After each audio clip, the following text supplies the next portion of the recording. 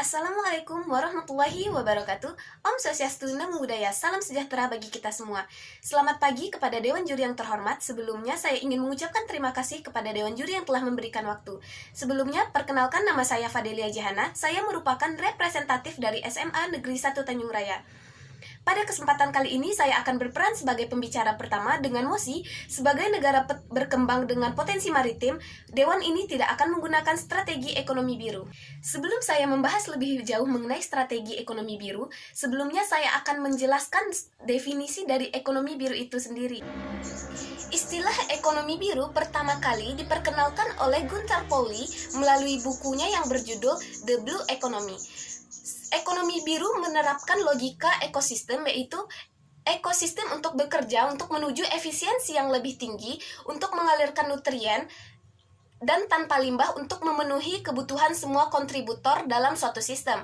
Selanjutnya, ekonomi biru ini lebih menitik beratkan kepada inovasi dan kreativitas yang meliputi variasi produk, efisiensi produksi, dan penetapan sistem manajemen sumber daya. Konsep ekonomi biru sangat cocok dengan negara dengan wilayah yang memiliki perairan yang cukup luas, seperti Indonesia. Sekitar 75% wilayah Indonesia merupakan wilayah perairan yang terdiri dari laut teritorial, zona ekonomi eksklusif, dan laut 12 mil. Wilayah laut Indonesia sangat luas dan sangat perlu dijaga potensinya. Berdasarkan statistik perikanan dan aquaculture pada tahun 2012 dari Food and Agriculture Organization atau FAO, Indonesia menduduki peringkat kedua dalam produksi ikan tangkap dan peringkat keempat dalam produksi ikan budaya.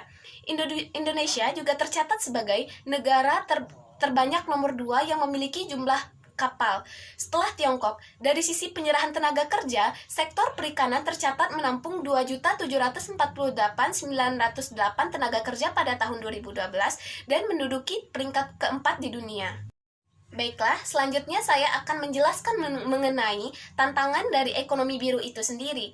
Ekonomi biru sangat erat kaitannya dengan sektor-sektor berbasis kelautan dan perairan, seperti sektor perikanan, transportasi, dan pariwisata. Kelangsungan hidup biota laut sebagai bahan makanan dan mata pencarian bagi penduduk sekitar laut menjadi fokus utama ekonomi biru guna mengurangi kemiskinan dan kelaparan. Selain itu, dapat juga dimanfaatkan untuk memproduksi ekonomi biru. Ya, maksud saya dapat dimanfaatkan sebagai memproduksi energi biru yang terbarukan seperti tenaga angin, ombak, panas, dan biomasa. Fakta bahwa Indonesia memiliki potensi bahari yang melimpah sayangnya tidak tercermin dari kondisi sosial ekonomi masyarakat pesisir. Banyak sekali nelayan yang masih hidup di bawah garis kemiskinan. Terbatasnya kemampuan dan akses menuju pekerjaan yang lebih baik merupakan alasan utama bagi para nelayan untuk bertahan. Ditambah lagi, bantuan pemerintah berupa kapal Inkamina misalnya, banyak mengalami kendala dalam operasionalnya. Hasil tangkapan para nelayan tradisional juga sangat terbatas mengingat minimnya peralatan yang digunakan masyarakat.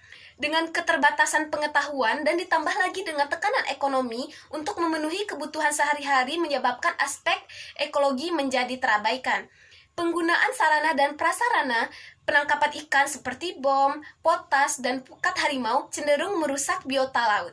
Untuk dapat mendukung implementasi ekonomi biru yang berorientasi pada kreativitas dan inovasi, pemerintah perlu meningkatkan pengetahuan dan keterampilan masyarakat pesisir sehingga mampu untuk bereksperimen dengan limbah, byproduct, dan produk ikutan hasil laut.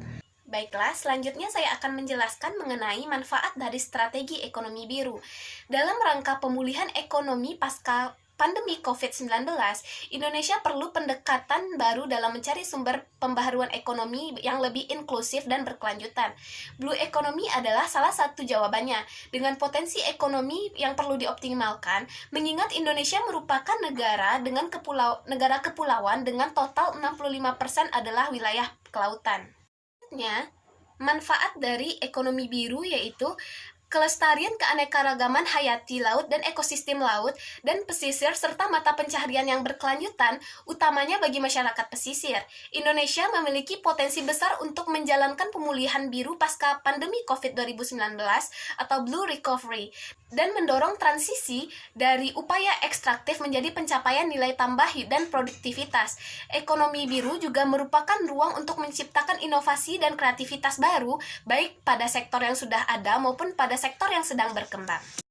Baiklah, selanjutnya saya akan menjelaskan mengenai kekurangan dari sistem ekonomi biru. Sistem ekonomi biru ini tidak hanya memberikan dampak positif, tetapi juga memberikan dampak negatif. Di antaranya ialah kegagalan sistem.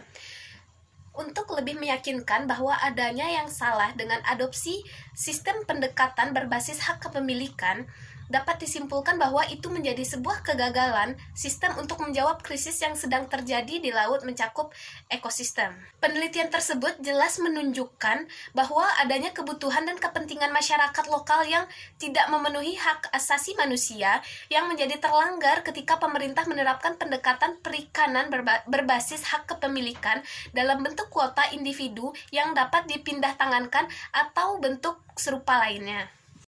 Berdasarkan penelitian, menyebutkan bahwa ada 4 dampak negatif dari pendekatan berbasis hak kepemilikan. Yang pertama, munculnya konflik sosial budaya yang terjadi akibat marginalisasi masyarakat nelayan pribumi dan nelayan skala kecil. Yang kedua, terjadinya konsolidasi dan akumulasi hak kuota perikanan dan munculnya oligopoli kuota dalam perikanan. Yang ketiga, terputusnya hak akses nelayan dan komunitas nelayan skala kecil sehingga munculnya kesulitan ekonomi yang lebih serius. Yang terakhir, terjadinya kegagalan dalam mencegah penurunan atau degradasi stok dan menghalangi upaya pembangunan ekosistem dan perikanan di berbagai negara. Baiklah, kepada Dewan Juri yang terhormat, sekian yang dapat saya sampaikan. Terima kasih.